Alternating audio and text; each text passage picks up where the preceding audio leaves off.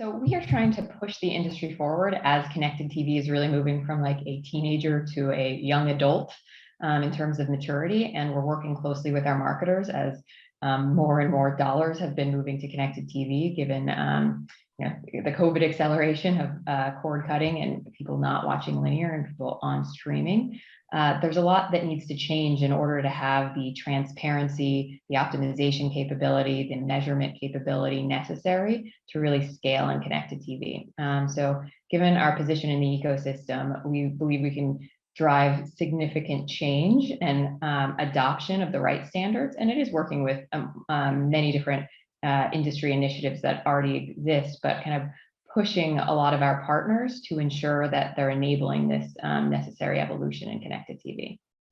So what are some of the issues that you need to solve, kind of operationally as far as ad ops, sort of what's wrong with the pipes and what are you going to fix?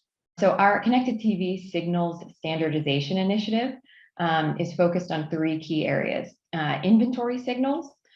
So think about the level of transparency you even have today in linear of things like pod position and show and genre, as well as other areas within digital. We do not have that passed in a standardized way for connected TV. Identity signals. So we should spend some time talking about kind of the household versus individual level challenges and ensuring that we have consistency and standardization there. And then fraud signals. So there isn't the same maturity in terms of fraud prevention that there is in the rest of digital in connected TV. So there's specific areas that need to evolve and multiple parties that need to work to involve them to lower fraud rates in connected TV.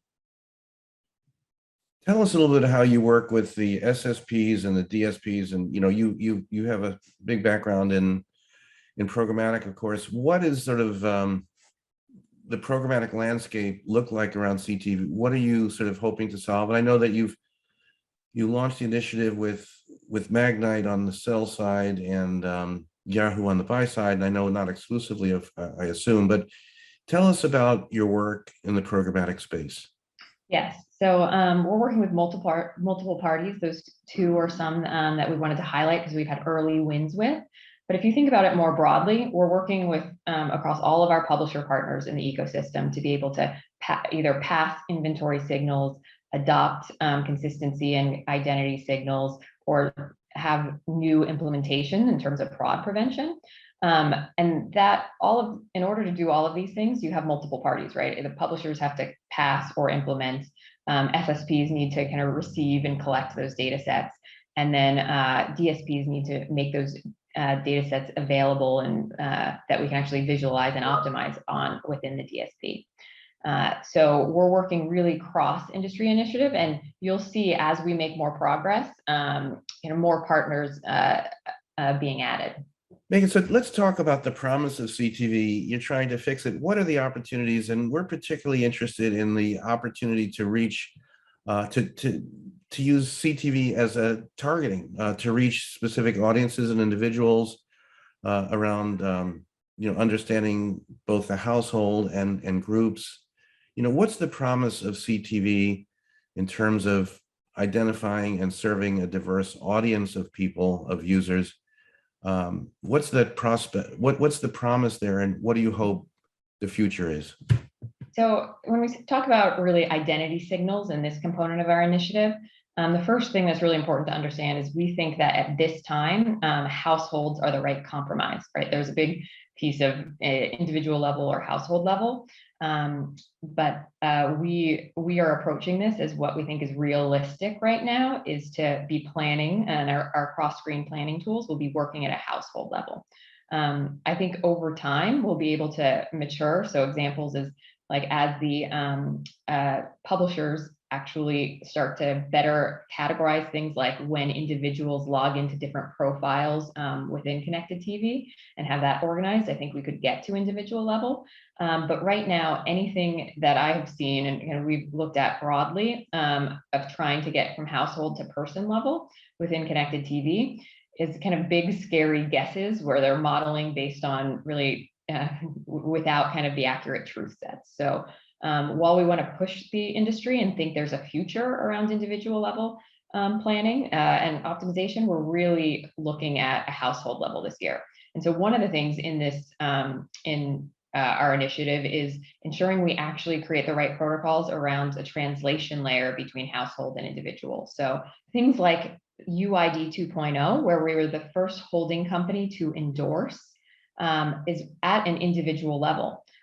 There needs to be the right translation layer between individual to household. So that's an area we're working on standardization as well.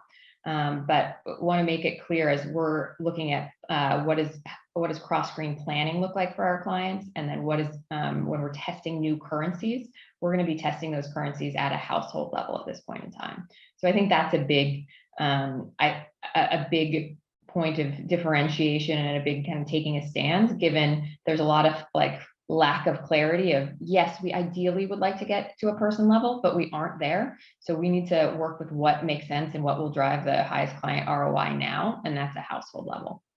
So let's talk about inventory signals. Right, so the second big area is inventory signals. So as I mentioned, we're working with publishers to consistently pass things like pod position, show, genre.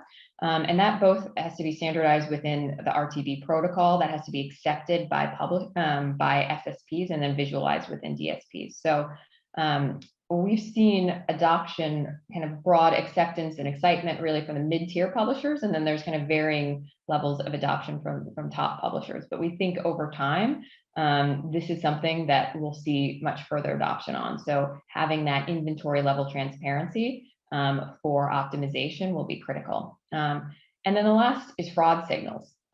So we've focused a ton on fraud with our clients and internally at Omnicom Media Group. Earlier in January of this year, we had all of our media buyers get certified on a program called the Red Thread, which a component of that was fraud within connected TV. So we think a lot of the challenges we've already kind of mitigated. So like an example of that is ads.cert. It doesn't deal with connected TV when there is server-side ad insertion, right?